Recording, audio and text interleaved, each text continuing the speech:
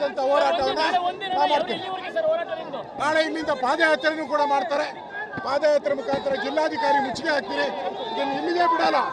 ಯಾವ ರೀತಿ ದತ್ತಪೀಠ ಆಯಿತು ಅದೇ ರೀತಿ ಇದನ್ನು ಕೂಡ ಒಂದು ದತ್ತಪೀಠ ತರ ಹೋರಾಟವನ್ನ ನಾವು ಮಾಡ್ತೀರಿ.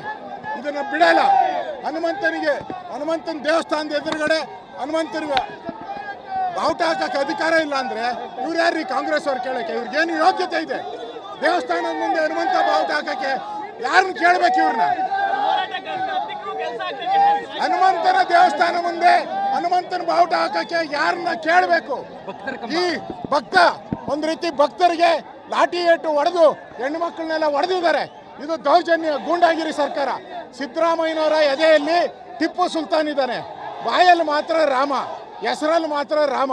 ಅವನ ಹೃದಯ ಪೂರ್ತಿ ಟಿಪ್ಪು ಸುಲ್ತಾನೇ ಸುತ್ತಕೊಂಡಿದ್ದಾರೆ. ಇಡೀ ಕಾಂಗ್ರೆಸ್ ಯಾವ ಹನುಮಾನ್ನ ಎದುರಾಕೊಂಡಿದ್ದಾರೆ. ಯಾವ ರೀತಿ ಹನುಮಂತ ಲಂಕೆಗೆ ಬೆಂಕಿ ಇಟ್ಟ ಹಂಗೆ ಕಾಂಗ್ರೆಸ್ಗೆ ಹನುಮಂತ ಬೆಂಕಿ ಇಟ್ಟೇ ಇಡ್ತಾನೆ. ಇದು JDS ಜೊತೆ ಹೋರಾಟವನ್ನು ಮಾಡ್ತೀರಿ. JDS BJP ಒಟ್ಟಾಗಿ ಹೋರಾಟ ಮಾಡ್ತೀರಿ ಅಂತ್ಯವರೆಗೂ. ಮತ್ತೆ ಇಲ್ಲಿ ರಾಷ್ಟ್ರಧ್ವಜನೂ ಹಾರಲಿ, ಹನುಮಂತನ ಧ್ವಜನೂ ಹಾರಲಿ, ಎರಡೂ ಧ್ವಜ ಹಾರಲಿ. ರಾಜ್ಯಾದ್ಯಂತ